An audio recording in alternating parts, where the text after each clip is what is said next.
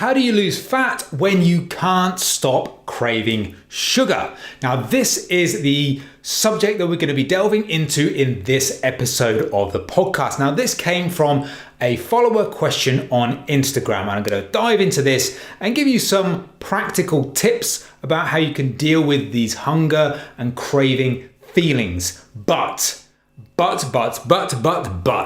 am going to start this one off with a little bit of tough love.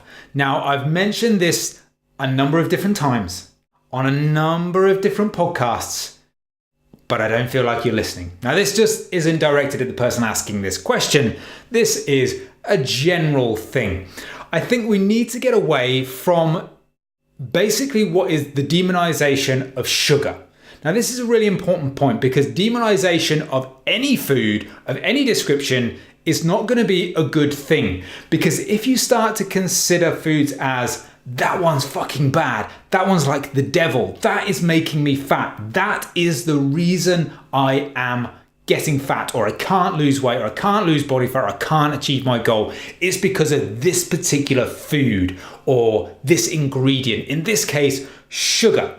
People blame sugar quite frequently for the reason why they can't lose weight. Now, my argument is that yes, foods with refined sugars, for example, in them are usually very calorie dense, and they're very tasty, and they're very easy for you to overconsume.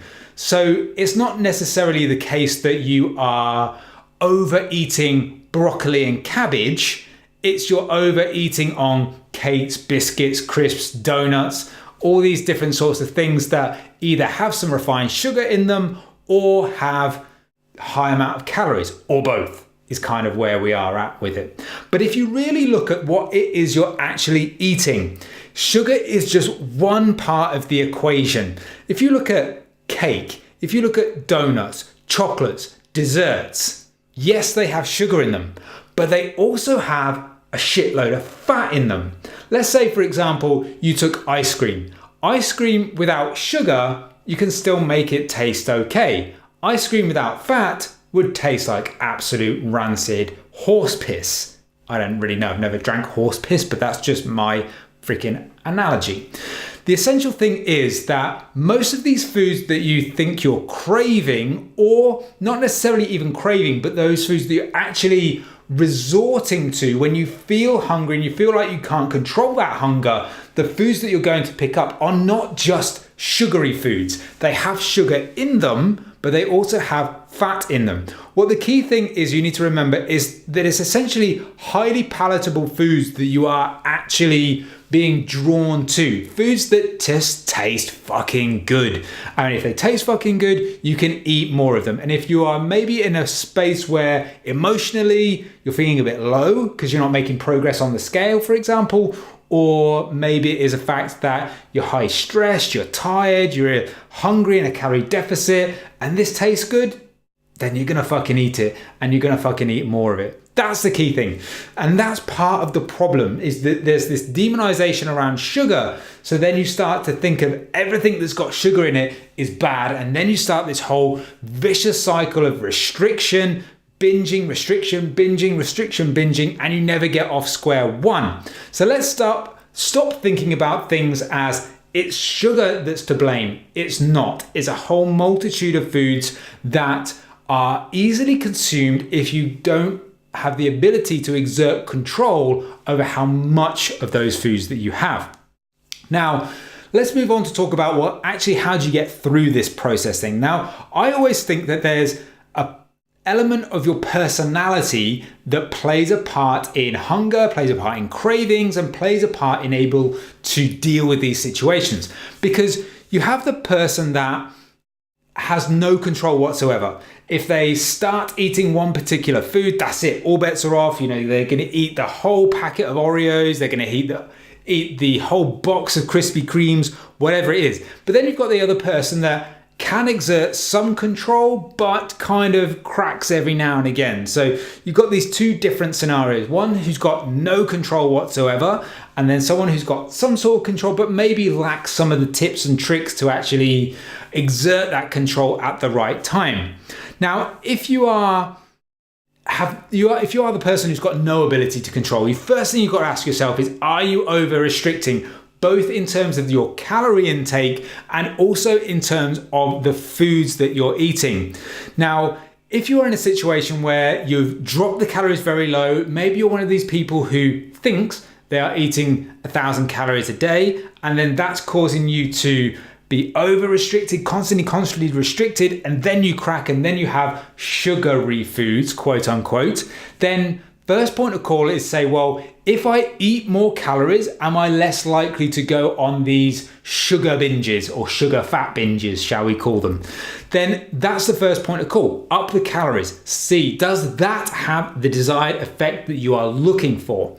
Now, if you're not restricting, then and you still can't control yourself. So let's say you are in a reasonable calorie deficit. It's one that should be okay for you. It should be good for you. Maybe it is the case that you are still eating quite nutrient dense foods and you've got your protein intake up quite high. You're doing all of the things that people tell you to do. But when it comes to certain foods, is that just triggers you and sends you batshit fucking crazy and you can't control anything.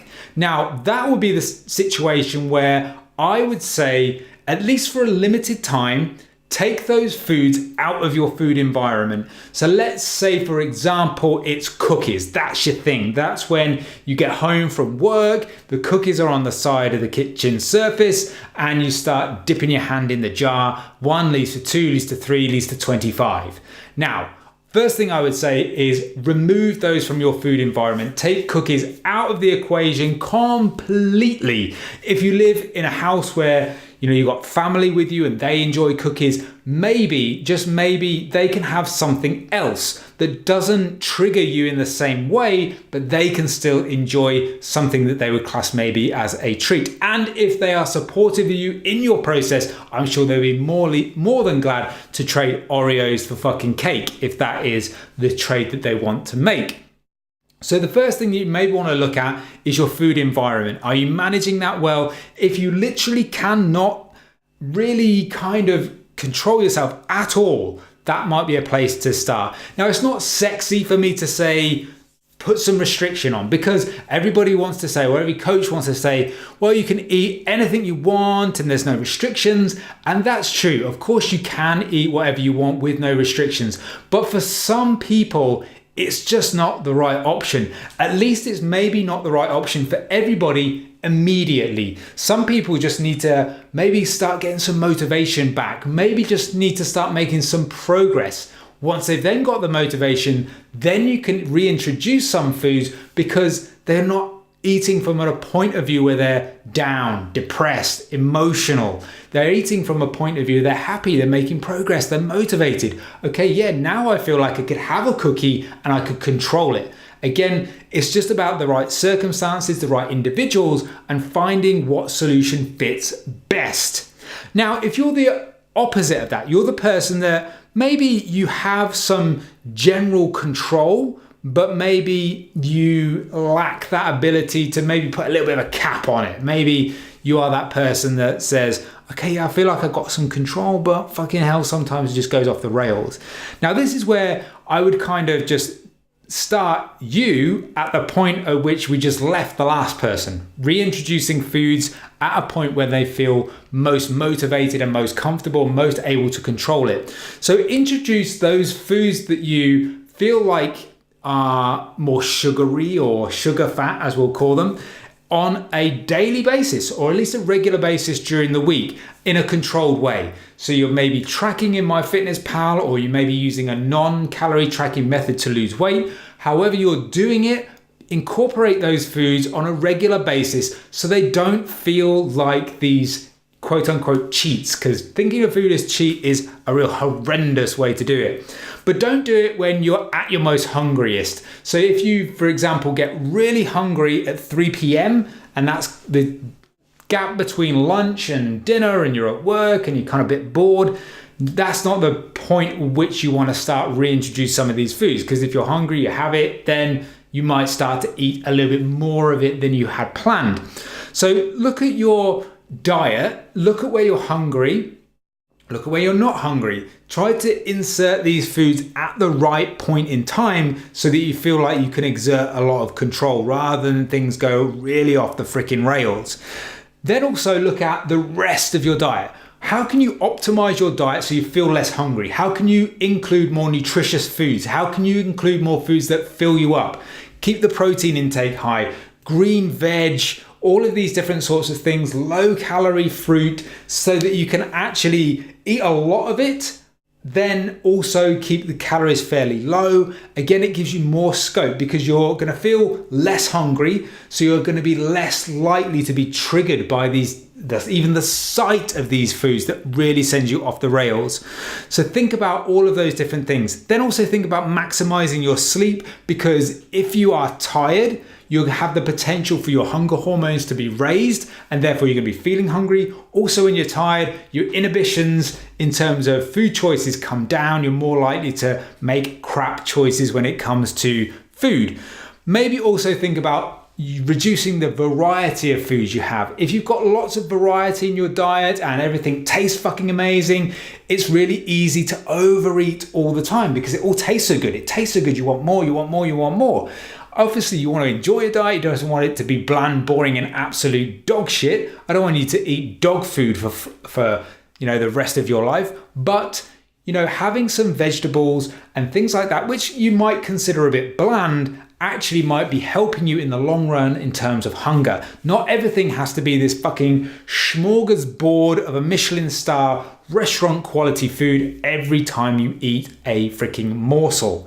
Make sure you're also exercising, and make sure, if you possibly can, keep those stress levels down. If you're doing all of that, you should find it a little bit easier to stop yourself going after those sugary, those fatty foods that are potentially the reason why you're over consuming on calories. But most of all, make sure that you realize kind of where you are at as a person. Are your calories set right? Do you need to remove these foods from your food environment, from your consciousness for a short period of time? Is that the right option? Or is the right option for you to include these foods on a more regular basis so you don't feel like they are this huge kind of treat that you've really built up to be this massive food orgasm of freaking pleasure that you're now going to consume and dive straight into that fucking orgasm and just bathe in orgasmic, chocolatey, sugary, fatty goodness. I don't know if that's left you with a really horrific image in your mind's eye, but hey ho. That's what I would suggest for you. All of those different sorts of things, those tips, those techniques, those strategies to try, and effectively what you're trying to do is minimize hunger and maximize your control over your diet. They're the key things that you want to focus in on.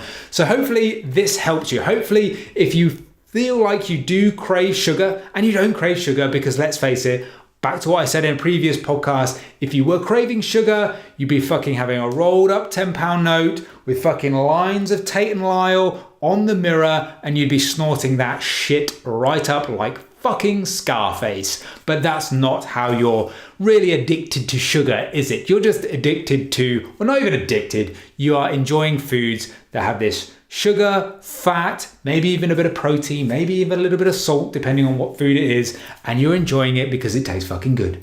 Anyway, if you're in that situation, hopefully this podcast has helped you really kind of try to help you think about your type of person you are and what's going to work well for you. If this did maybe give you that light bulb moment, I want to know about it. Come and tell me on Instagram at iron_paradise_fitness. And maybe if you thought I was talking absolute bollocks, which is actually quite possible, come and tell me that too. I'm glad to have a debate. You will obviously not win, but let's have that debate anyway. And if you want more information, you want to maybe grab your free Lean Life Kickstarter pack, which I know you want, which has got your free 4-week training program in it, guide on how to calculate calories, plus recipe packs and so much more, go to craving.fitness.com and pick that up for free. But all I'll say for now is thanks for listening and keep living the lean life, and I'll see you for the next episode of the show.